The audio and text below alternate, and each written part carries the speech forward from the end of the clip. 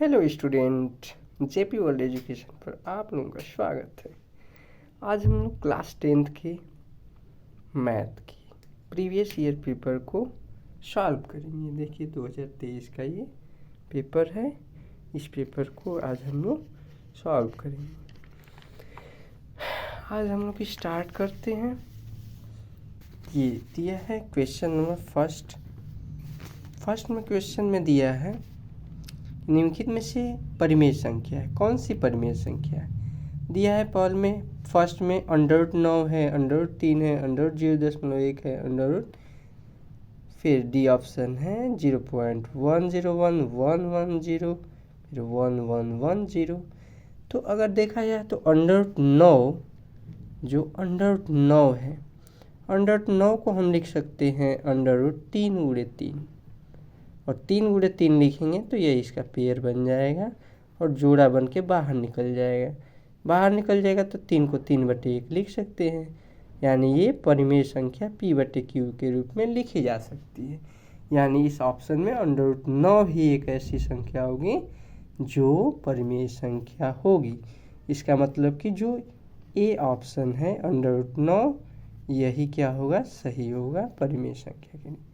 दूसरा क्वेश्चन देखते हैं। दूसरा क्वेश्चन कह रहा है कि रैखिक समीकरण x + y = 10 है और दूसरा दिया है x - y = 4 है। ये दो समीकरण दिया है, कह रहा है कि इसका हल क्या होगा। इसको दो विधियों से हम हल कर सकते हैं। अगर देखा जाए तो विलोपन विधि से सिंपल में अगर चाहेंगे तो कर सकते हैं। तो y से y कट गया, ये 2x = 10 4 कितना हो जाएगा? 14 हो जाएगा। यहाँ से x = 14, एक पक्ष से दूसरे पक्ष में कोई भी मान जाता है तो क्या हो जाता है? गुणा रहता है तो भाग हो जाता है। तो 2 × 7 = 14। तो x का मान आ गया यहाँ पर 7। अब x का मान समीकरण किस में रख देंगे? x का मान समीकरण 1 चाहे 2 किसी में रख देते हैं। समीकरण 1 में रखने पर जब x का मान समीकरण 1 में रखते हैं तो यहाँ पर ये समीकरण 1 है, x + y = 10।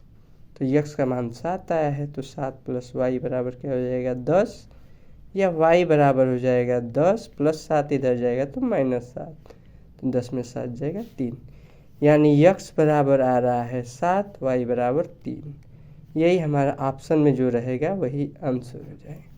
इस तरह से अगर देखा जाए तो हमारा ऑप्शन में ये है x = 7, y = 3। x = 7 है, y = 3, यानी हमारा बी ऑप्शन क्या है? सही है। तो दूसरा क्वेश्चन का बी ऑप्शन सही है। अब देखा जाएगा तो इसमें तीसरा क्वेश्चन कह रहा है बिंदु 5 9 की y से दूरी है।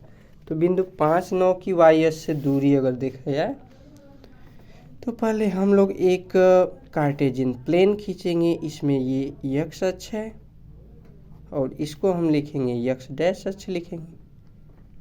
ये होता है y अक्ष और यहाँ पर लिखेंगे y' अक्ष। और ये कटान बिंदु को मूल बिंदु बोलते हैं।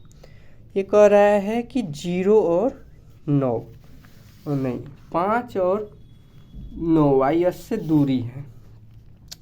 तो अगर देखा जाए तो x अक्ष पर कह रहा है कि 5 बिंदु, तो 3 4 5 हो गया। y अक्ष पर 9 कह रहा है 1 2 3 4 5 6 7 8 9। ये हम लोग खींच देंगे। इस तरह से अगर हम इसको ड्रॉ करते हैं तो ये हमारा हो जाएगा बिंदु 5 और 9 यहाँ पर आएगा। क्वेश्चन में पूछा है कि बिंदु 5 9 की y अक्ष से दूरी कितनी है। तो देखा जाए तो y अक्ष तो ये है और y अक्ष से दूरी अगर देखा जाए तो y अक्ष से दूरी ये 5 है। तो ये कितनी दूरी है? y अक्ष से 5 मात्रक, यानी हो जाएगा y अक्ष से दूरी बराबर हो जाएगा 5 मात्रक। यानी इसमें हम देखेंगे कि कौन ऑप्शन सही हो रहा है। तो इसमें कौन सा था? सी बराबर हो गया। ये सी वाला ऑप्शन क्या हो रहा है? सही हो रहा है। ऐसे क्वेश्चन में हम देखेंगे, जैसे इसमें दिया है कि बिंदु 5 9 की y अक्ष से दूरी, तो y अक्ष से जो दूरी पूछेगा वो x अक्ष पर जो हम मान को प्रदर्शित करेंगे वही लिखेंगे। अगर ये पूछा होता बिंदु 5, 9 की यक्ष अक्ष से दूरी क्या होगी, तो यक्ष अक्ष के लिए जो y पर जो बिंदु होता है, y के लिए जो बिंदु होता है उसका मान सही हो जाता है। यानी y अक्ष से दूरी पूछ रहा है तो 5 हो जाएगा। यही पूछता कि बिंदु 5, 9 की यक्ष अक्ष से दूरी कितनी हो जाएगी, तो यहाँ पर 9 हो जाता है। इसमें 5 ऑप्शन सही हो जाएंगे। अब हमारा अगर देखा जाए तो चौथा क्वेश्चन कह रहा है कि यदि एक समद्विबाहु समकोण त्रिभुज की एक भुजा 5√2 सेंटीमीटर है तो इसके कोण की लंबाई क्या होगी। तो समद्विबाहु समकोण त्रिभुज की बात कर रहा है। सबसे पहले एक है समद्विबाहु समकोण त्रिभुज। समकोण त्रिभुज का मतलब एक कोण क्या हो जाएगा, 90 अंश हो जाएगा। इसमें कह रहा है कि एक भुजा है, समद्विबाहु समकोण त्रिभुज की एक भुजा है 5√2।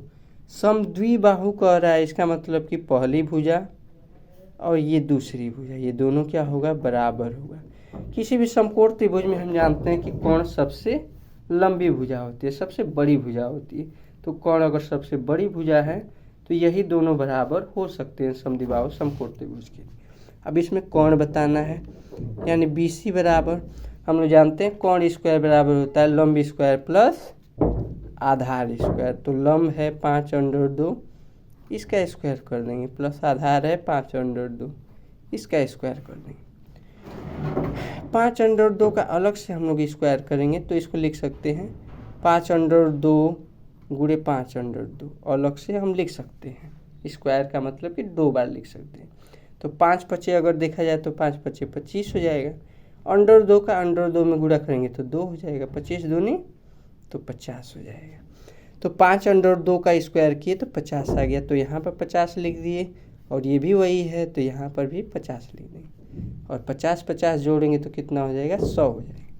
ये BC स्क्वायर बराबर 100 दिया है, तो BC स्क्वायर बराबर हम लिख सकते हैं 10 का स्क्वायर। स्क्वायर से स्क्वायर कट जाएगा, BC का मान आएगा 10। अब BC का मान 10 सेंटीमीटर अगर देखा जाए तो चौथा के लिए समद्विबाहु समकोण त्रिभुज की ये जो ऑप्शन है, यही ऑप्शन ए वाला सही हो जाएगा। अब हम नेक्स्ट क्वेश्चन चलते हैं, पाँचवा क्वेश्चन में कह रहा है कि साइन स्क्वायर 18 अंश माइनस कॉस स्क्वायर 72 अंश का मान है।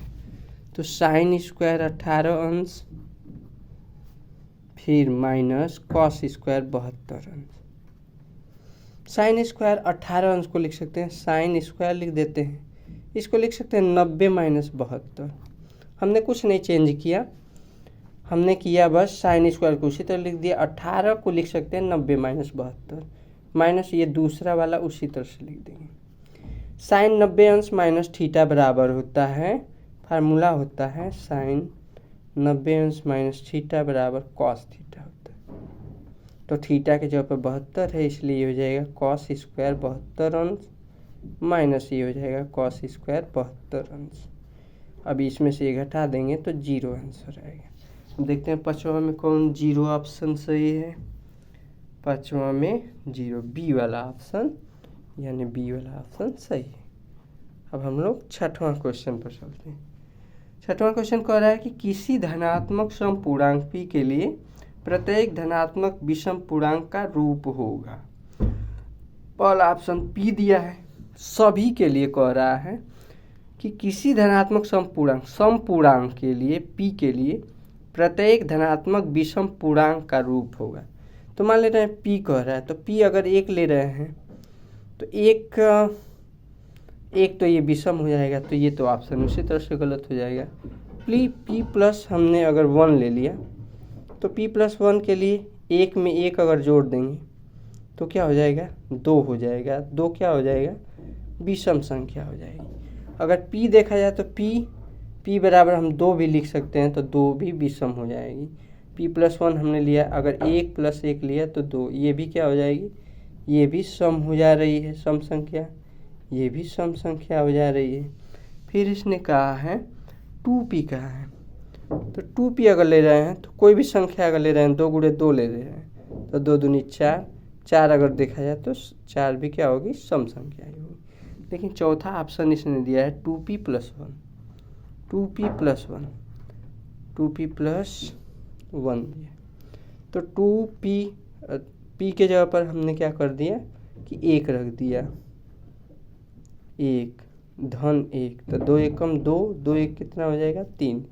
ये क्या आएगा विषम संख्या आएगा। कोई भी संख्या रख देते हैं, इसके जगह पर 2 ही रख देते हैं, तो 2 गुणे 2 धन 1 बराबर 2 दूनी 4 1 5, ये भी विषम में आएगा।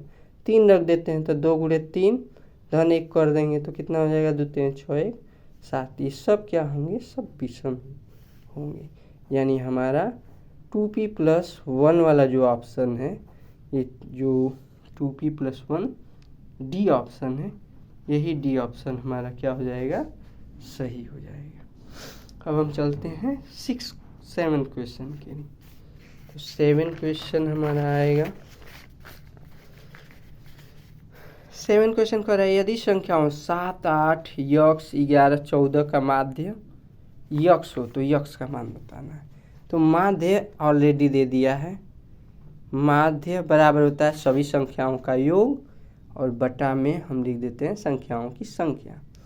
तो संख्याएं हैं, माध्य के लिए संख्याएं हैं 7 धन 8 कर देंगे, धन यक्स कर देंगे, धन 11 धन 14 कर देंगे, और बटा में अगर देखा जाए तो संख्या कितनी है 1 2 3 4 5, 5 ही कर देंगे। और इसमें माध्य ऑलरेडी इसमें कह दिया है कि इसका माध्य यक्स है, तो माध्य के जगह पर हम क्या रख देंगे, यक्स रख देंगे। तो यक्स बराबर इसने 7 8 7 15 हो जाएगा, 8 7 15 15 11 26 26 4 30 10 40 हो जाएगा। तो ये 40 धन यक्स बटा में हम 5 लिख देंगे। तिरे गुणा अगर हम कर देते हैं तो 5 का यक्स में तो ये 5 यक्स हो जाएगा, बराबर हो जाएगा 40 का 1 में गुणा करेंगे 40 धन यक्स, यक्स को इधर ले आएंगे तो 5 यक्स माइनस यक्स बराबर 40, 5 यक्स में से 1 यक्स निकाल दिए 4 यक्स बराबर 40, तो यक्स बराबर हो जाएगा 40/4, तो 4 दहा में 40। तो यक्स का मान कितना आ गया 10 आ गया। यानी यक्स के जगह पर कौन सी संख्या होगी, यक्स की जगह पर संख्या होगी बी, यानी बी ऑप्शन इसका हमारा सही है। तो 7वां क्वेश्चन भी हो गया। अब 8वां क्वेश्चन पर चलते हैं।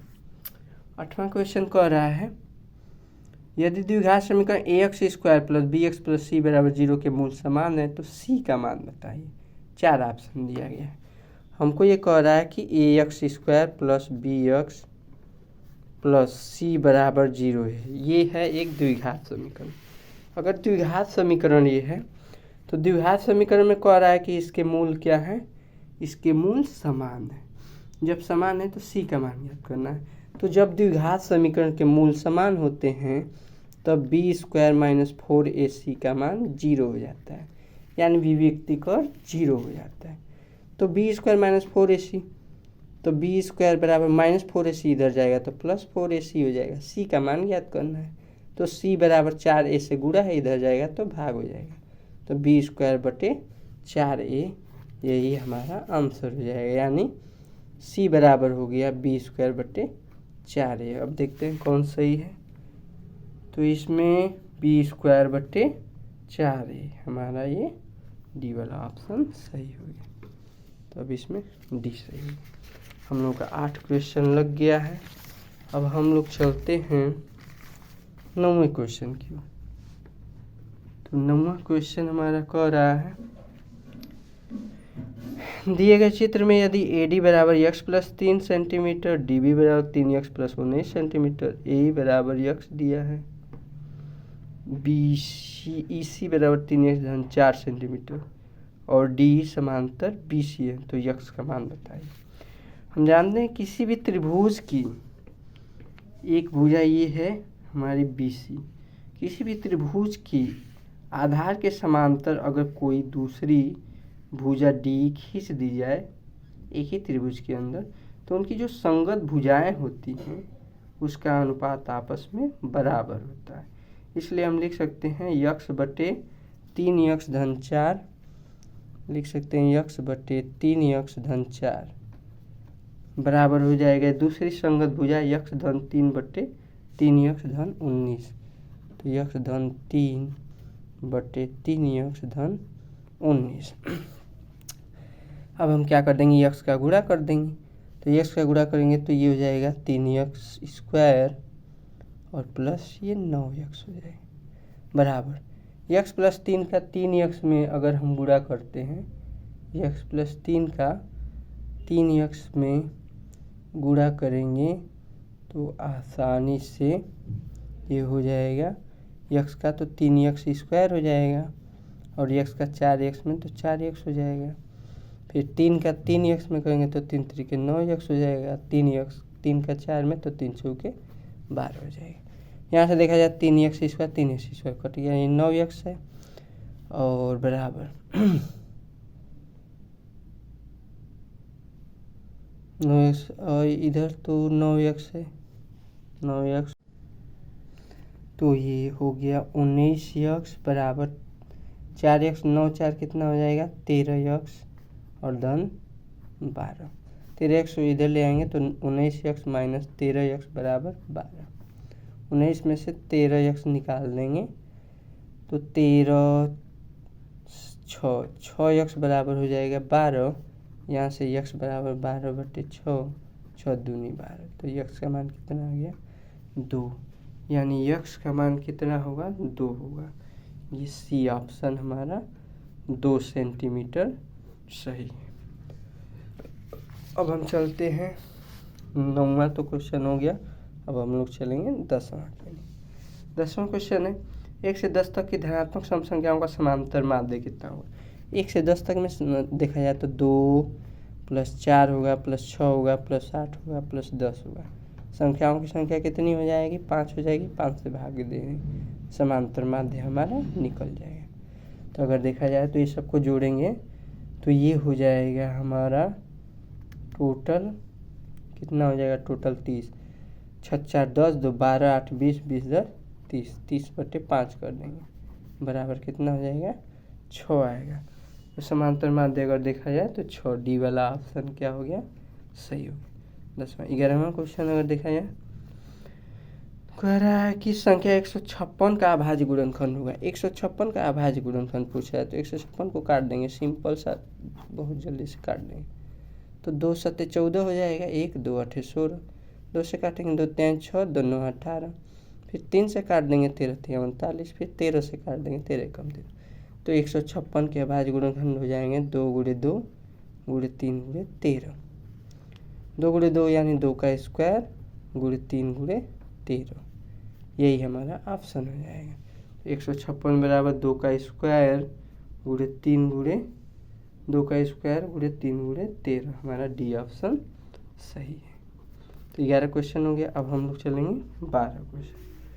12 क्वेश्चन कह रहा है कि यदि एक वर्गीकृत आंकड़े का माध्य और बहुलक, माध्य दे दिया है हमको, माध्य दे दिया है 24 और बहुलक दे दिया है हमको,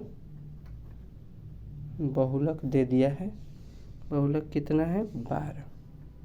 हम लोग एक फार्मूला पढ़े हैं 3 × माध्यिका बराबर, 3 × माध्यिका बराबर हम लोगों ने पढ़ा है बहुलक प्लस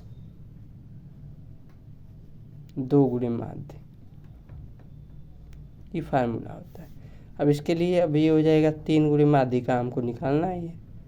3 × माध्यिका बराबर हो जाएगा, बहुलक हमको दे दिया है 12, 12 + 2 × माध्य हमको मिला है 24, तो ये हो जाएगा 12 + 24 दूनी 48 हो जाएगा, 48 12 जोड़ेंगे तो 60 हो जाएगा।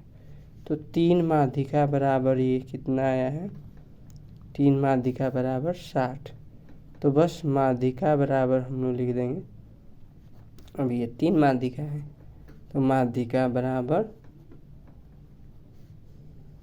60, 3 से गुणा इधर जाएगा तो भाग हो जाएगा, 3 से काट देंगे तो 20 3 60, तो 12वां का 20, ऑप्शन नंबर बी हमारा सही है। 12वां हो गया। अब हम लोग चलेंगे 13वें पर। 13वां क्वेश्चन कहता है,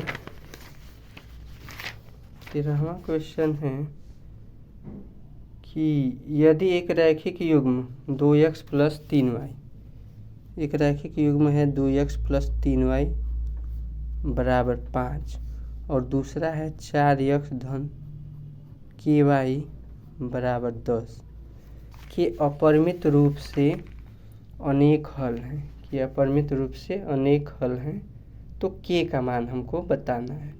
तो जब अपरिमित रूप से अनेक हल होते हैं तो उसके लिए क्या होता है, a1/a2 बराबर b1/b2 हो जाता है, लेकिन c1/c2 के बराबर नहीं होता है। यानी अपरिमित रूप से अनेक हल होने के लिए a1/a2 बराबर b1/b2 होता है, लेकिन यह c1/c2 के बराबर नहीं होता है। अब a1 2 है, a2 4 है, b1 3 है, b2 k है। तो इस हिसाब से अगर हम रखेंगे तो 2/4 बराबर हो जाएगा 3/k। यहाँ से अगर देखा जाए तो 2/4 बराबर 3/k। यहाँ से हल कर देंगे, या 2 एकम 2, 2 दूनी 4 कर देते हैं। तो k का 1 में गुणा करेंगे k हो जाएगा, 2 का 3 में गुणा करेंगे तो 6 हो जाएगा। तो k बराबर हमारा 6 आंसर सही हो जाएगा। तो 13वां के लिए k बराबर 6, 13वां के लिए k बराबर 6 हमारा डी ऑप्शन सही है। तो इसके लिए डी ऑप्शन सही हो गया। अब हम लोग करते हैं 13वां हो गया, 14वां क्वेश्चन। 14वां क्वेश्चन कह रहा है कि त्रिभुज ABC और त्रिभुज BD दो समबाहु त्रिभुज इस प्रकार है कि D भुजा BC का मध्य बिंदु है। तो एक त्रिभुज बना देंगे, एक हम लोग त्रिभुज बनाएंगे ABC।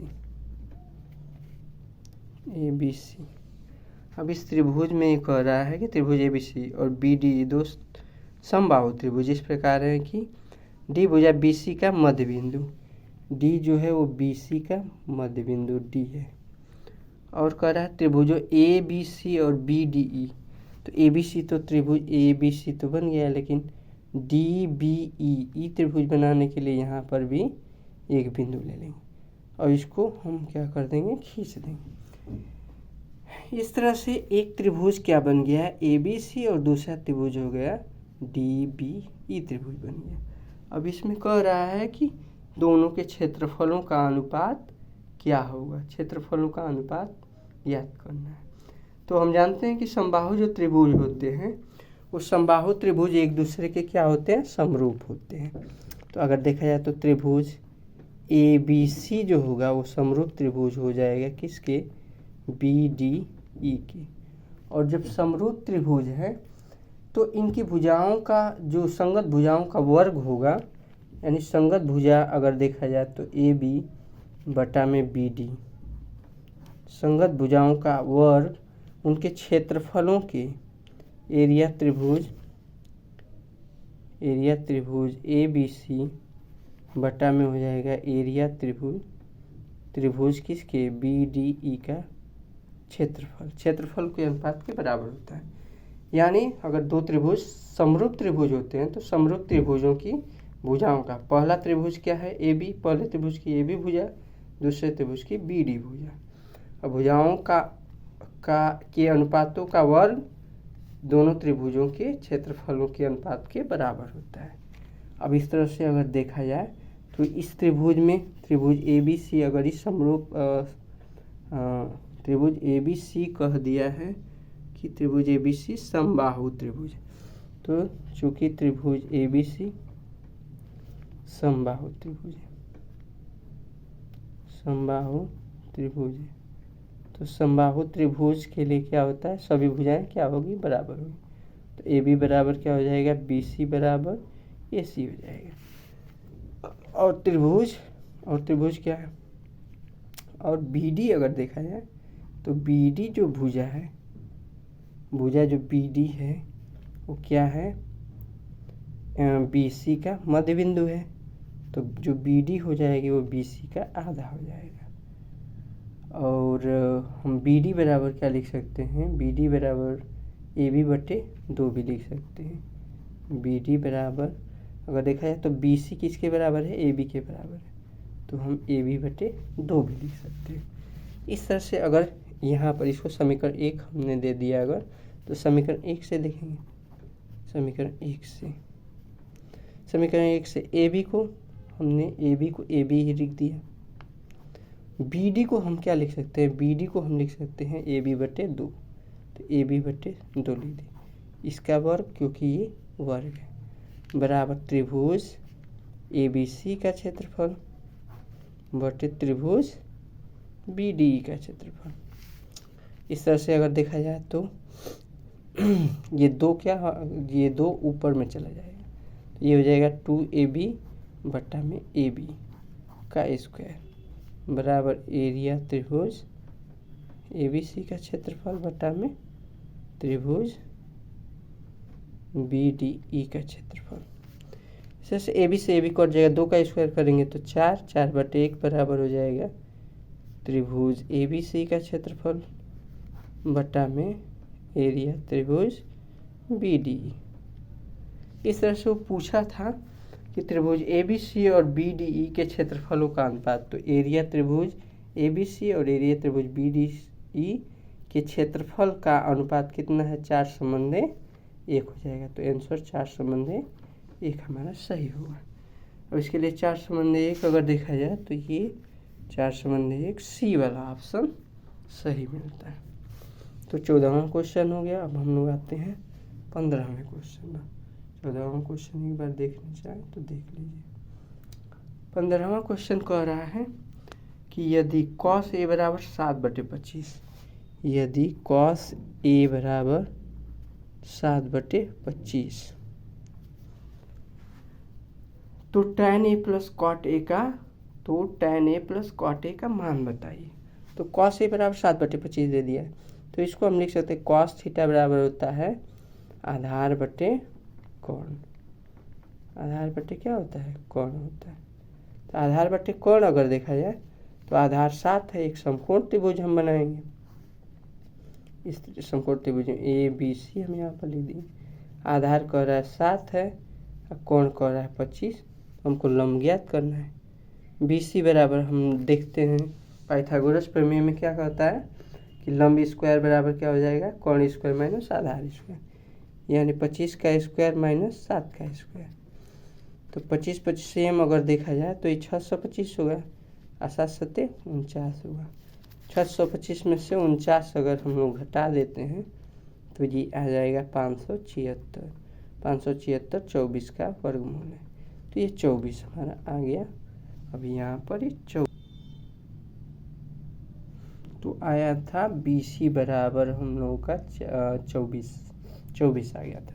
अब क्वेश्चन में दिया है कि cos a बराबर इतना, तो tan a plus cot a का मान ज्ञात करना है, यानी हमको अलग से tan a निकालना पड़ेगा। तो tan a अगर देखा जाए तो tan थीटा बराबर होता है लंब बटे आधार, तो लंब है 24 और आधार है 7। cot थीटा अगर देखा जाए तो cot थीटा बराबर होता है आधार बटे लंब, यानी tan का उल्टा होता है, तो ये हो जाएगा 24/7। अब इसी को कह रहा है जोड़ने के लिए tan a plus cot a, तो हम लिखेंगे tan a plus cot a बराबर कितना होगा, तो tan a का मान 24/7 दे दिया है, प्लस cot a का मान 7/24 हो जाएगा। cot a का मान 7/24 हो जाएगा बच्चों, सॉरी, तो ये हो जाएगा 7/24।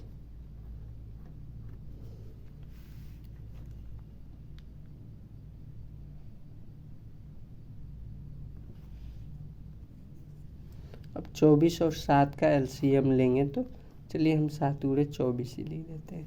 7 से 7 कर गया 24 बार गया, तो 24 गुणे हम 24 लिख दिए। 24 गुणे 24 प्लस 24 से 24 कट गया तो 7 बार जाएगा, तो 7 गुणे हम 7 ले लेंगे। 24 का स्क्वायर अगर देखा जाए तो ये 576 हो जाएगा। 7 का स्क्वायर 7 7 49 हो जाएगा बटे 7 गुणे अगर 24 हम करते हैं तो 168 आएगा। अब इसमें अगर देखा जाए तो 576 में 49 जोड़ेंगे तो 625 आ जाएगा। 625/168 अगर देखा जाए तो यही ऑप्शन सही होगा। 625/168 डी ऑप्शन सही है, तो डी वाला ऑप्शन सही हो गया। अब हम लोगों का 15 क्वेश्चन हो गया। अब 16वां क्वेश्चन चलते हैं। 16 क्वेश्चन अगर देखा जाए तो कह रहा है कि यदि दो वृत्तों की त्रिज्याएं क्रमशः 4 सेंटीमीटर 3 सेंटीमीटर है, इन वृत्तों के क्षेत्रफलों के योग बराबर क्षेत्रफल वाले वृत्त की त्रिज्या क्या होगी। तो अगर देखा जाए तो दो अलग अलग वृत्त हैं। एक वृत्त की त्रिज्या कितना है 4 सेंटीमीटर है, तो एक वृत्त की त्रिज्या हमने 4 सेंटीमीटर है। दूसरा वृत्त है और इस दूसरे वृत्त की त्रिज्या अगर देखा जाए तो वो कह रहा है 3 सेंटीमीटर, तो हमने इसको 3 सेंटीमीटर है।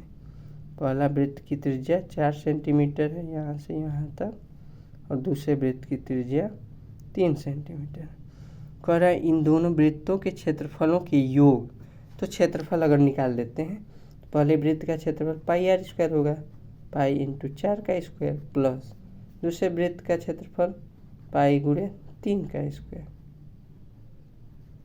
बराबर कह रहा है कि बराबर क्षेत्रफल वाले वृत्त की त्रिज्या। तो मान लेते हैं कि बड़े वृत्त की इन दोनों के क्षेत्रफलों को जोड़ रहे हैं तो बड़ा सा वृत्त बन रहा है, तो इसकी भी कुछ त्रिज्या ही भी करेगी। तो कह रहा है कि बड़े वृत्त वाले बड़े क्षेत्रफल वाले वृत्त की त्रिज्या क्या होगी। तो इस बड़े क्षेत्रफल वाले वृत्त की त्रिज्या क्या होगी यही ज्ञात कर। मान लेते हैं इसकी त्रिज्या कैपिटल आर होगी, तो इसकी भी त्रिज्या वृत्त की त्रिज्या पाई आर स्क्वायर ही भी करेगी। अब इसमें से पाई कॉमन ले लेंगे, 4 चौके 16 प्लस पाई निकल गया है 3 त्रिके 9 बराबर पाई आर स्क्वायर। अगर देखा जाए तो पाई से पाई कट गया, 16 9 25 हो जाएगा, 25 बराबर हो जाएगा आर स्क्वायर। तो 25 को लिख सकते हैं 5 का स्क्वायर बराबर आर स्क्वायर, स्क्वायर से स्क्वायर कट गया, तो आर बराबर क्या हो जाएगा 5 सेंटीमीटर। यानी इस बड़े वृत्त की त्रिज्या कितनी होगी 5 सेंटीमीटर।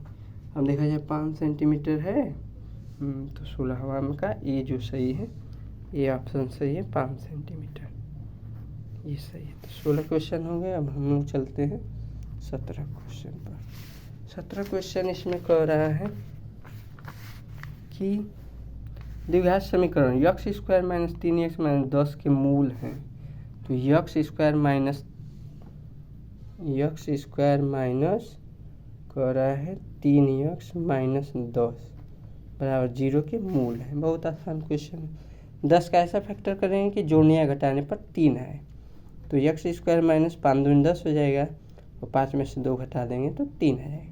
10 का गुणनखंड करेंगे, 5 दूनी 10 हो गया, 5 में से 2 घटा दिए तो 3 हो गया, यक्स माइनस 10 बराबर 0। यक्स स्क्वायर माइनस से कोष्ठक तोड़ेंगे तो माइनस 5 हो जाएगा, यक्स का गुणा कर देंगे 5 यक्स, माइनस गुणा माइनस बराबर प्लस हो जाएगा, 2 का यक्स ये 2 यक्स माइनस 10 बराबर 0।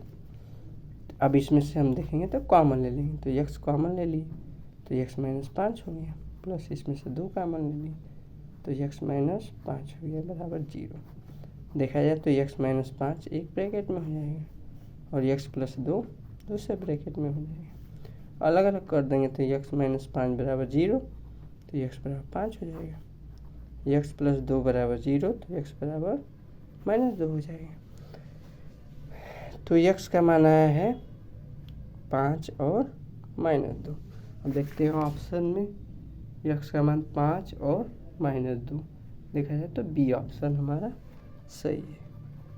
तो 17 क्वेश्चन हो गया। 18 क्वेश्चन चलते हैं हम लोग। 18 क्वेश्चन में कह रहा है कि यदि समतल मैदान पर एक मीनार की छाया की लंबाई उसकी ऊंचाई की √3 गुनी है। तो मान लेते हैं कि एक मीनार है यहाँ पर, इस मीनार को ए बी हम ले लिए, ये इसकी छाया पड़ रही है, यहाँ पर इसकी छाया है ए बी सी। तो मान लेंगे इसमें कहा है कि समतल मैदान पर एक मीनार की जो छाया है, छाया की लंबाई ऊंचाई की √3 गुनी है। तो मान लेते हैं मीनार की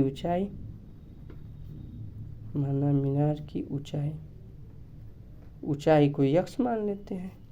तो कह रहा है कि जो छाया की लंबाई ऊंचाई की √3 गुनी है, तो मीनार के छाया की लंबाई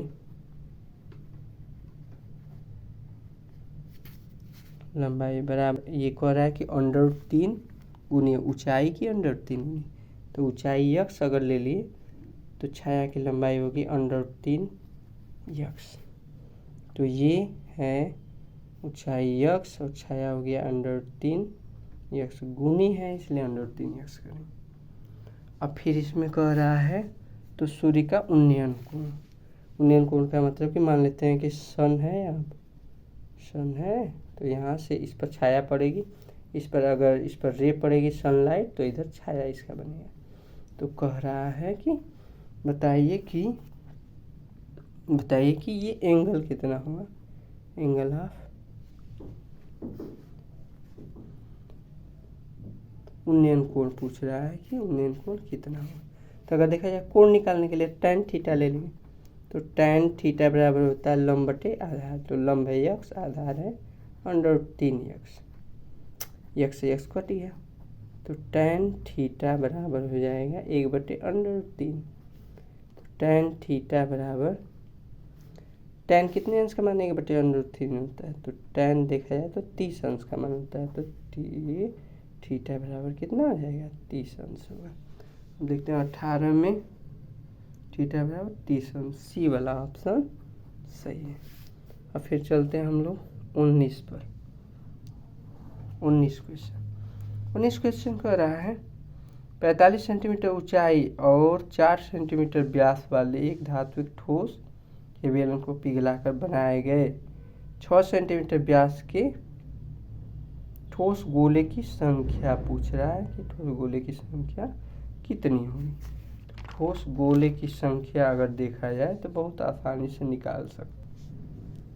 ठोस गोले की संख्या 45 सेंटीमीटर ऊंचाई का एक ठोस बेलन है, तो एक हम सबसे पहले क्या बना देंगे, बेलन बना देंगे। एक हम बेलन बना लिए, ये बेलन है तो इसकी कुछ ऊंचाई होगी कुछ त्रिज्या होगी, तो इसकी ऊंचाई उसने दे दिया है, बेलन की ऊंचाई 45 सेंटीमीटर, तो ऊंचाई है 45 सेंटीमीटर, बेलन की ऊंचाई एच बराबर ये है 45 सेंटीमीटर। फिर कह रहा है और 4 सेंटीमीटर व्यास, इसका व्यास दे दिया है 4 सेंटीमीटर, तो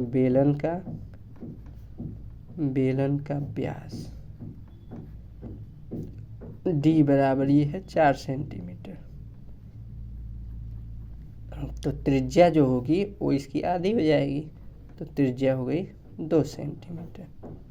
इसकी त्रिज्या को हम R1 ले लेते हैं, क्योंकि यहाँ पर 6 सेंटीमीटर व्यास के ठोस गोलों की संख्या पूछ रहा है।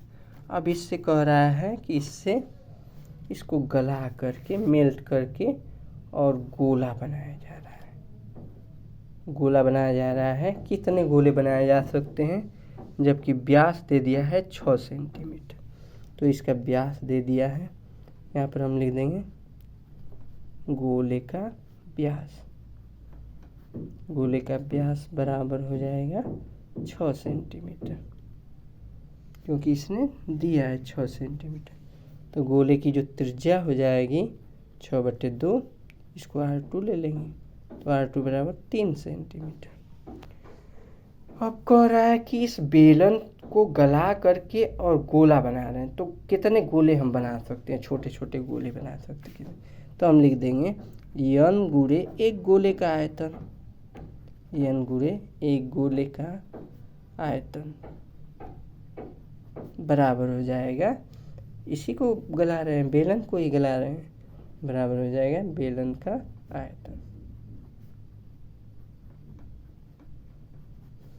तो n गुणे गोले का आयतन बताओ क्या होता है, ये होता है 4/3 पाई r³। r कितना है 2 है, तो 2 का क्यूब हम कर देंगे, 2 का क्यूब। बेलन का आयतन होता है पाई r²h, r इसके लिए 3 है, तो पाई r² गुणे h इसके लिए कितना है,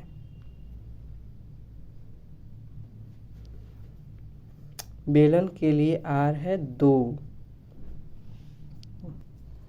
अगर देखा जाए तो गोले के लिए जो त्रिज्या है वो 3 है, तो गोले का जो आयतन होता है 4/3 पाई r³, तो गोले के लिए त्रिज्या 3 है, तो 3 का क्यूब बराबर बेलन का आयतन पाई r² है, तो पाई गुणे r की बेलन के लिए त्रिज्या कितनी है 2 है, तो 2 का स्क्वायर गुणे h कितना है, h अगर देखा जाए तो h है 45। अब इसको हम सॉल्व कर देंगे, तो n गुणे कर देंगे 4/3 पाई और 3 का क्यूब कर देंगे तो 3 3 9 3 27 हो जाएगा बराबर पाई हम लिख दिए। 2 दूनी कितना हो जाएगा 4 हो जाएगा गुणे 45। अगर देखा जाए तो 3 9 47 3 3 9 27 हो जाएगा। इस 4 से ये 4 कट जाएगा ए पाई से ये पाई काट देते हैं। 9 से अगर देखा जाए तो 9 एकम 9 और 9 पचे 45 हो जाएगा। तो n बराबर सीधे कितना हो जाएगा 5 गोले। यानी कि इस 45 सेंटीमीटर ऊंचाई और 4 सेंटीमीटर व्यास वाले बेलन को अगर गलाया जाए तो इस तरह के 6 सेंटीमीटर व्यास वाले 5 गोले क्या कर सकते हैं बनाए जा सकते हैं। इस तरह से 19 क्वेश्चन में अब देखते हैं 5 कहाँ है। 19 में ये है 5 बी वाला ऑप्शन सही है। 45 सेंटीमीटर ऊंचाई तो बी वाला ऑप्शन सही हो गया। अब हम लोग आते हैं 20वें क्वेश्चन पर। यही लास्ट क्वेश्चन है। 20वां क्वेश्चन देखते हैं। कह रहा है कि त्रिभुज ABC एक समबाहु त्रिभुज इस प्रकार है कि AD लंब BC है तो AD स्क्वायर होगा। ये पूछ रहा है कि AD स्क्वायर कितना। तो अगर देखा जाए तो कह रहा है कि ABC एक समबाहु त्रिभुज है तो ABC हम बनाएंगे सबसे पहले। ABC एक समबाहु त्रिभुज है। इस समबाहु त्रिभुज में कह रहा है कि AD पहले तो ABC हम नाम दे रहे हैं। फिर कह रहा है कि AD लंब है। किस पर लंब है AD लंब है BC पर। यहाँ पर AD लिख देंगे। इसमें AD है लंब BC। AD जो भुजा है वो BC पर क्या है लंब है। तो इस तरह से इसको तो इसमें कह रहा है कि बताइए AD स्क्वायर कितना होगा यानी AD स्क्वायर पूछ रहा है। तो अगर कोई भी ये समबाहु त्रिभुज है क्योंकि ये समबाहु त्रिभुज की बात की है। तो किसी भी समबाहु त्रिभुज में अगर देखा जाए कि समबाहु त्रिभुज में सभी भुजाएं क्या होती हैं आपस में बराबर होते हैं। चूँकि ABC क्या है एक समबाहु त्रिभुज है। एक समबाहु त्रिभुज है। तो जब समबाहु त्रिभुज है तो समबाहु त्रिभुज की सभी भुजाएं क्या होगी बराबर होगी। इसलिए हो जाएगा इसलिए AB बराबर BC हो जाएगा और बराबर AC हो जाएगा। अब इसमें अगर देखा जाए तो BC जो है BC पूरी बड़ी भुजा है। तो BC अगर देखा जाए तो BC/2 बराबर हम क्या लिख सकते हैं BD लिख सकते हैं। क्योंकि किसी भी समबाहु त्रिभुज में शीर्ष से सामने वाले भुजा पर डाला गया लंब इस भुजा को बराबर बराबर भागों में बांटता है। यानी ये बराबर ये हो जाएगा। तो BC/2 बराबर अगर देखा जाए तो BD भी हो जाएगा और इसी को हम CD भी बोल सकते हैं। और इस हिसाब से अगर ये देखा जाए तो ये एक समकोण त्रिभुज भी बनेगा। तो समकोण त्रिभुज ADC में अगर पाइथागोरस प्रमेय लगाते हैं तो पाइथागोरस प्रमेय में हमको AD निकालना है। क्योंकि यहाँ पर AD स्क्वायर की बात कर रहे हैं तो पाइथागोरस प्रमेय के हिसाब से यहाँ पर लंब हो गया। लंब का वर्ग बराबर हो जाएगा AD स्क्वायर बराबर हो जाएगा कोण स्क्वायर यानी AC स्क्वायर और माइनस ये CD स्क्वायर हो जाएगा। तो यहाँ से हमको AD स्क्वायर तो निकालना ही है AD स्क्वायर। तो AD स्क्वायर बराबर हो गया AC square minus CD square. अब इसको तो यहाँ पर त्रिभुज ADC में अगर देखा जाए त्रिभुज ADC में तो हम बताएं कि समकोण त्रिभुज में AD स्क्वायर बराबर हो जाएगा मतलब लंब स्क्वायर बराबर हो जाएगा कोण स्क्वायर माइनस आधार स्क्वायर। कोण है AC स्क्वायर माइनस आधार क्या है CD स्क्वायर। इस हिसाब से अगर देखा जाए तो यहाँ पर चूँकि हम बताए हैं कि AB बराबर BC है BC बराबर AC है। तो BC बराबर जब AC होगा तो यहीं पर अगर देखा जाए तो BC बराबर इस CD BD AC बराबर हम लिख सकते हैं 2CD। तो AC के जगह पर हम लिख दिए 2CD। तो 2CD का स्क्वायर कर देंगे माइनस CD कर देंगे CD स्क्वायर। तो 2 दूनी ये 4 CD square minus CD square. 4 CD square में से एक CD स्क्वायर घटा देंगे तो ये हो जाएगा 3 CD स्क्वायर और 3 CD स्क्वायर ये ऑप्शन हमारा सही था। तो सी डी बराबर अगर देखा जाए तो ए सी बराबर हमने लिखा है 2CD, ए सी बराबर 2CD। क्यों? क्योंकि बी सी बराबर ए सी है और बी सी बराबर ए सी है। और उससे पहले हमने कहा कि ए बी बराबर बी सी है, बी सी बराबर ए सी। इस बी सी के जगह पर हम ए सी लिख सकते हैं, ए सी बाई 2 करेंगे तो ए सी बाई 2, तो यहाँ से 2CD से मल्टीप्लाई हो जाएगा, यानी ए सी इज इक्वल टू 2CD। यही ए सी इज इक्वल टू 2CD हमने लिखा है। और फिर ए सी के जगह पर हमने 2CD का स्क्वायर माइनस CD स्क्वायर, 2 दूनी 4 CD square minus CD square बराबर 3 CD स्क्वायर। इस तरह से क्लास टेंथ के ऑब्जेक्टिव टाइप क्वेश्चन को हम लोगों ने कर लिया। और अगला ये खंडवा के क्वेश्चन को नेक्स्ट वीडियो में हम लोग देखेंगे। कम से कम 1 से 20 तक के क्वेश्चन को हम लोगों ने ऑब्जेक्टिव टाइप क्वेश्चन को कर लिया। नेक्स्ट वीडियो के लिए कमेंट बॉक्स में टाइप करें नेक्स्ट वीडियो, और फिर हमारे वीडियो को देखने के लिए धन्यवाद।